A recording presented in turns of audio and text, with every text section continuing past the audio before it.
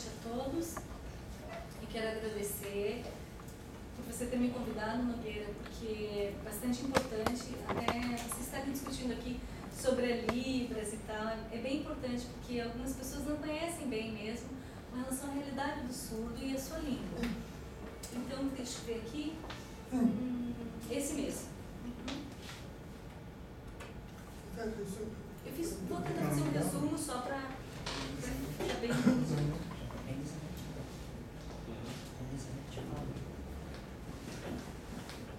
O objetivo aqui, claro, é a língua de sinais, e o nosso movimento principalmente se move através da língua de sinais. Qual que é o problema? É que a sociedade como um todo, ela não tem respeito com relação à pessoa surda. Não entende muitas vezes como cidadão. Ali meu nome é Elisanete Fávaro, eu sou pedagoga e professora de língua de sinais, formada no Letras Libras. Quando a gente pensa assim no contexto geral, a gente vai falar muito sobre o extermínio social. Antes, principalmente antes, as famílias não tinham como se comunicar com o surdo. E o surdo crescia. Na verdade, a impressão que dava é que o surdo estava dentro de uma gaveta, ele não era nem mostrado para a sociedade. As pessoas tinham vergonha de ter uma pessoa com deficiência, um surdo, dentro de casa, porque só viam a deficiência dessa pessoa. Vocês sabem todo o contexto histórico que as pessoas com deficiência passaram, e muitos foram sacrificados. A gente sabe, a maioria das pessoas tem esse conhecimento geral, e esse quadro, ele retrata um pouco disso. Na verdade, as pessoas ali, elas não percebem que tem ali embaixo uma pessoa surda, então elas estão ali como cegas. A figura que está nesse quadro é uma figura de... Só um pouquinho. Só um pouquinho, vou fazer a descrição. Luiz, eu sou ruim de descrição, mas vou tentar te ajudar. Tá. Tem um quadro, e esse quadro ele demonstra uma figura, uma criança no chão. Ela está numa posição como se fosse um cachorro, e ela está com a língua de fora. E ela está sentada no chão mesmo como se estivesse se arrastando.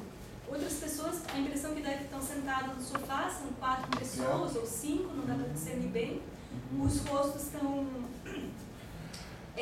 sem identificação, como se tivesse assim, uma sujeira, ou uma máscara. Não dá para identificar o rosto dessas pessoas.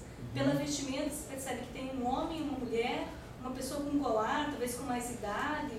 Não sei, não dá para discernir muito bem, mas a figura que a Elisanete quer identificar é uma criança no chão, numa posição como um cachorro fica no chão ali, olhando o seu dono e de língua de fora. Uma posição de humilhação, talvez vendo uma TV ou alguma coisa assim. Não dá para perceber no quadro a ideia, só para te dar esse contexto, tá? Então a Elisanete retoma ali a palavra agora. Na verdade, o que a gente percebe é que antigamente as famílias eram assim mesmo. Elas tinham um filho surdo, um primo, um parente, familiar, e elas iam comendo ali na mesa, e iam conversando, fazendo suas trocas ali, mas a criança surda, ela era só um observador de todo o ambiente. As pessoas não davam atenção. Na verdade, você acha que esse quadro ele mudou? Até agora não. Ele se mantém, e a pessoa surda, ela continua ali, numa posição bem irrelevante. É complicado. Bom, vamos para o próximo slide. Então, existe uma diferença, que é a pessoa surda. Por exemplo, o cadeirante, ele se percebe, porque ele percebe pela sua deficiência. O cadeirante a gente consegue perceber, mas o surdo, ele não tem diferença com relação às outras pessoas ouvintes. Então, eu vou ler ali. Segundo Luiz Brihares, ele falou assim: se a questão da identidade é fundamental para a compreensão da pessoa humana, no caso da pessoa surda, a diferença não escutar não pode ser o único traço capaz de identificá-la. Porque ele não pode ouvir, mas isso não é a forma de identificar. Então, as pessoas não percebem que eu existo. Eles pensam assim, ele é um igual. O cadeirante não, o cadeirante é diferente. O deficiente visual, ele é diferente. Mas visualmente as pessoas são percebidas. Mas e o surdo? Ele tem que se manifestar para alguém identificar. Ele começa o tema falando, eu sou surdo. Então aponta o dedo na orelha, aponta o dedo na boca e fala que está indisponível aquele sentido. Então as pessoas estão falando, ele ouve um pouquinho? Não, às vezes o surdo ele consegue perceber visualmente as coisas, mas é por quê? Porque ele percebe o movimento. Como é que você olhou bem na hora? Às vezes o ouvinte pergunta. E na verdade é porque a gente consegue perceber os movimentos. Essa é a diferença. Próximo.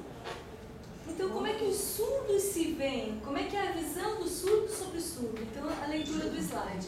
A comunidade surda faz distinções, particularmente quanto à língua, entre os surdos e os que ouvem. Não há uma distinção audiométrica, como aquelas que encontramos com frequência na literatura voltada a ensinar sobre quem são os surdos, uma literatura que os narra a partir de graus de perda de audição e os coloca sempre em referência a uma norma ideal, em comparação aos que ouvem, mas uma distinção que fala nos surdos como sujeitos com uma cultura visual e com membros de uma comunidade plural, mas que tem em comum as marcas da exclusão pela condição do não ouvir.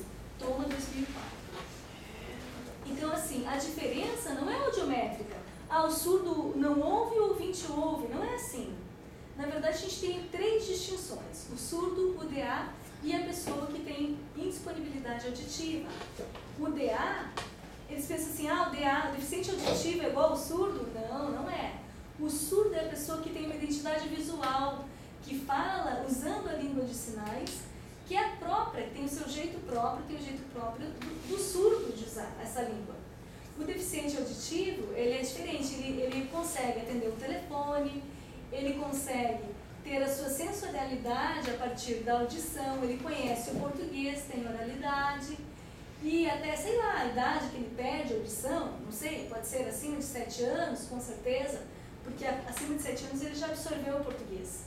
Então, ele perdeu a audição, a partir daí, ele é um DA. Quando ele é uma criança, sei lá, quando ele tem 3 anos de idade, mais ou menos, e ele perdeu a audição, dificilmente ele vai ter aquele resíduo do português. Então, ele vai se tornar uma pessoa surda de verdade. Ele vai começar a treinar a língua de sinais. E se ele começar a treinar a língua de sinais com 3 anos de idade, e depois o português, ele vai aprender. Qual que é o problema? É que o surdo, ele tem dificuldade no português, porque a família nunca ensinou em língua de sinais. A família não ensinou na sua própria língua. A família ensinou o português falando, oralizando. Como é que ele vai conseguir discernir as coisas? Então, assim, uma mãe e um pai são ouvintes. O bebê é surdo. A mãe e o pai, eles são um tipo de família quando eles são ouvintes. Se a mãe e o pai são surdos e o filho é surdo, a família evolui de outra forma. Por quê? Porque existe uma identidade linguística com o bebê. O bebê surdo, quando ele nasce em família de surdo, ele desenvolve sua língua. Mas o bebê surdo que nasce em uma família de ouvintes, ele demora a aprender. É fácil, porque quando a mãe e o pai sabem a língua de sinais, o surdo consegue se desenvolver em língua de sinais. Ele está olhando ali a sua mãe sinalizando com ele, ele estabelece uma comunicação. E dentro de casa eles vão conseguindo aprender. Agora, quando os pais são ouvintes e ficam mexendo a boca, é difícil até o surdo absorver. O surdo olha e fica tentando raciocinar o que será que está sendo falado. Ele talvez entenda que é uma língua, mas o surdo é visual. Então, o canal auditivo não está funcionando. O surdo está vendo o movimento dos lábios do pai e da mãe, mas ele só vê isso. Ok. Então, o que significa ser surdo? Trata-se, então, de uma experiência visual e utilização da visão como meio de comunicação. O que significa ser surdo é fazer parte da cultura surda, representada pela língua de sinais, pelo modo diferente de ser, de expressar o mundo, de conhecer o mundo, de entrar nas artes do conhecimento científico e acadêmico. Ok, isso significa ser surdo. Vamos adiante. Com relação à identidade, nós vamos falar de 3 fases aqui. 3 conceitos históricos. Primeiro, assim, os conceitos são referentes ao ontem, ao hoje e o para frente, o futuro. Antes dos anos 80, nós tínhamos uma perspectiva que só se preocupava com a orelha do surdo. Ela olhava a orelha, não adianta, não existe uma pessoa ali, só existe uma orelha.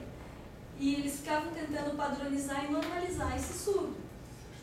Então, vê que o surdo tem um problema, que ele é incapaz de se comunicar com a sociedade e ele não tem nenhum tipo de aprendizagem linguística. Por quê? Porque a preocupação era com a orelha e com que ele aprendesse a falar como um ouvinte falava.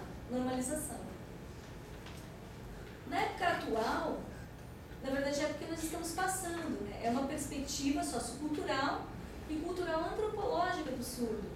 As pessoas são do mesmo valor e são universais. A base é a solução dos recursos próprios, um estilo de vida, com uma língua e uma cultura própria. Então o surdo ele começa a ser visto dessa forma. Por quê? Porque o surdo, ele, desde o começo da sua infância, ele está percebendo as trocas linguísticas, ele está percebendo a sociedade. Antes a sociedade não via o surdo, mas agora a sociedade começa a olhar. E o surdo, antes, quando ele estava na escola, ele crescia e ia até a idade adulta, mas ele estava só no modelo ouvinte. E agora ele começa no modelo surdo, porque tem adultos surdos passando a sua cultura.